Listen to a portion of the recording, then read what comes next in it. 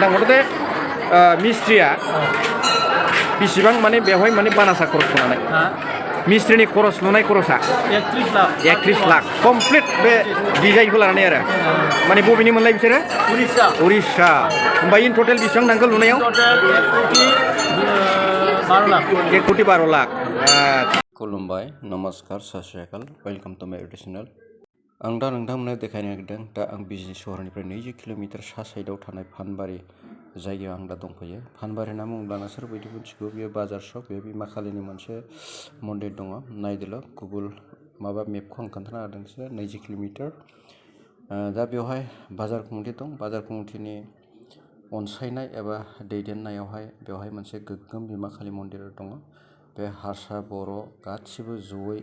गासिबो हिन्दु मत मानिग्रा जातिफोरा बेवहाय ज' खौसे बेखौ लुनाय जादों जेन नोंथांमोना मिन्थिगोन बिमानि मन्दिरा बेनो दर्शन जाग्रोनो बेसेबां खरस थांदों मादों बेखिनिखौ दा मिन्थिसिगोन नायदेनाय बिमानि मन्दिरा जाकजमक बयबो बहुत मानसि दर्शन जादों मोनाबिलि सम लाइटजों बहुत साजिदों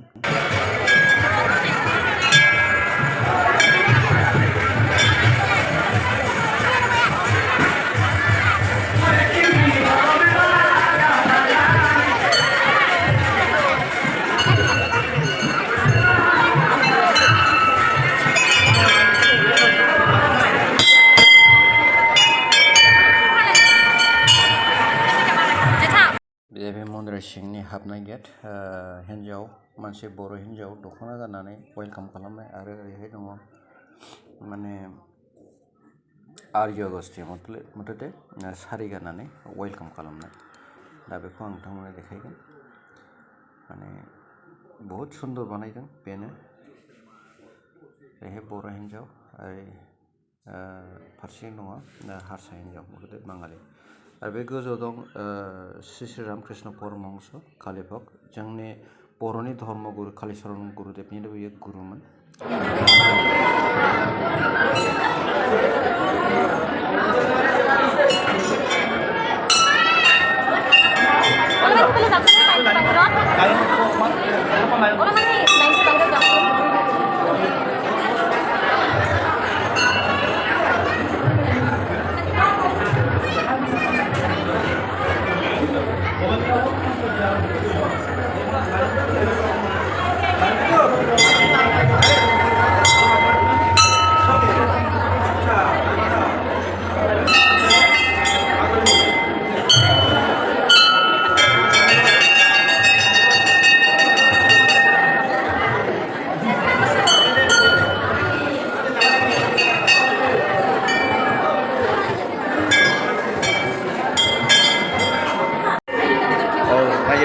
बेवहाय फानबारियावहाय मोनसे बिमा खालिनि मोनसे गोग्गोम गिदिर मोनसे सन्देश मन्दिर खालामदों बेवहाय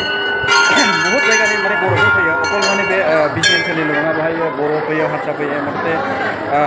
हिन्दु जायनाखि हिन्दु देबिखौ बिसास खालामो गासिबो जेरै बर'आनो होन बाङालि राजबंसि बिसोर माखासे बे खाथि खालानि आरो नेपालि बिसोर गासिबो फैजोबो दा बेवहाय आं मोनसे खोथाखौ माने मिथिनो लुगैदों ओमफ्राय बे आदामोना जाहैबाय बेयो फानबारि ओनसोलनिनो बिसोरबो फुजारि माने आं एसे खोथाखौ मिथिनो लुगैयो माने बे मन्दिरनि सोमोन्दै आरो आच्छा आदा नों बुंलाय बबे जायगानिफ्राय बाथौफारानिनो अ जोंनि बिष्णु आदामोननि गामिनि नङा होमबा औ आच्छा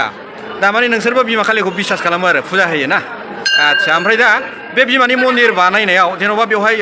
बर' मानसिफ्राबो माबा दङ जरित' दं ज' बे ओनसोलनि आरोखि ना जेन'बा मा हारिनि मानसिफ्रा जरित' दंबाय औ आच्छा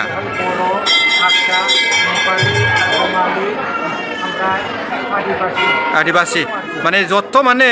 हिन्दु मत हिन्दुनि मतखौ जाय मानियो बिसास खालामो बिसोरो माने बेवहाय माने सहयगिता खालामनो दान होदों मथे गभर्नमेन्टआबो होदों खोमा एसे डनारफोर दङ आच्छा पलिटिकेल साइडनिफ्राय समाज सिबियारिफोरनिफ्राय जेन'बा बेखौ नुनायाव ओरैनो बेसेबां खरस जादों बेखौ बुंनो हागोन नामा आदाया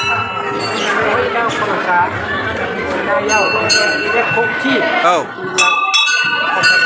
आच्छा बेबादि मोनसे बिसासनि गेजेरजों डनेसन प्लास माने औ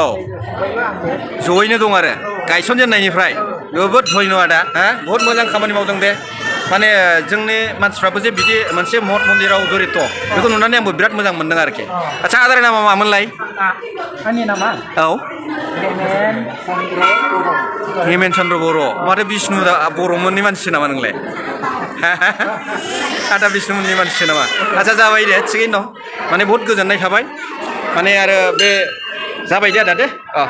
माने आं एसे साइडनि माबाखौ नायनोसै स्काल्पचारफोरखौ एक्सुवेलि जायनाखि बे मन्दिरखौ बानायदों बेवहाय माने ओनसोलनि रायजो राजा गासिबो बेखौ नुनायानो जादों जयैनो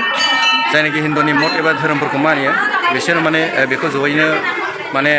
पलिटिकेल ग्राउन्डनिफ्राय समाज सिबिग्राफोरनिफ्राय ससियेल वार्कारफोरनिफ्राय जयै बेवहाय माने कालेक्सन मथते 1 करोड़ 2 लाख आरो बेनिबो बारा आरो बेवहाय जेबायदि स्काल्पचार मथते बियो वेस्टार्न स्टेट स्काल्पचार मथते जोंनि नर्थ इस्टनि खुनु बेवहाय माने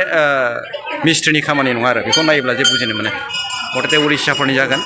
आरो दा बबे जायगानि बे मिस्ट्रि आं बेखौ नोंथांमोननो सोंनानै माने खोन्थागोन आरो मिथिनो लुगैयो आदाया मा नाम आंनि नामा रिलिफ कुमार ब्रह्म रिलिफ हाब माथो एंग्ल' इण्डियान आच्छा मोजां गामिया मा आदाना बारसि सार बै बारसि दे सिनाय माने आं बेरायजोबो सम औ माने आंबो एग्रिकालसार डिपार्टमेन्टआव मावोथ' दा आदा नों मोनसे खोथाखौ मिथिहोदो दे आं बहुत गोसो गुदुं मिथिनो लुगैदों बिमानि मन्दिर लुनानै बहुत गोजोनदों आरो बर' हारसा जयैनो जे मन्दिर लुनायाव जौसे खौसे दिनैसिमबो फुजा बिमानि जागासिनो दङ बेखौ बिराद मोजां मोनदां मथते मिस्ट्रिया बेसेबां माने बेवहाय माने बानासा खरस लानाय मिस्ट्रिनि खरस लुनाय खरसा 31 लाख कमप्लिट बे डिजाइनखौ लानानै आरो माने बबेनि मोनलाय बिसोरो उरिष्या होमबा इन टटेल बेसेबां नांगौ लुनायाव 1 कोटी 12 लाख आच्छा जाबाय दे बहुत ভাল লাগিল माने औ माने आरो थाबावगोन बायदिसिना बेखौ आरो हमला आरो नेट बेखौ लाबाय थिगैनो दङ माने दा मिथिनो मोनबाय मिस्ट्रिया बेसेबां लादों आरो टटेल इनफ्रास्ट्राक्चाराव बेसेबां थांदों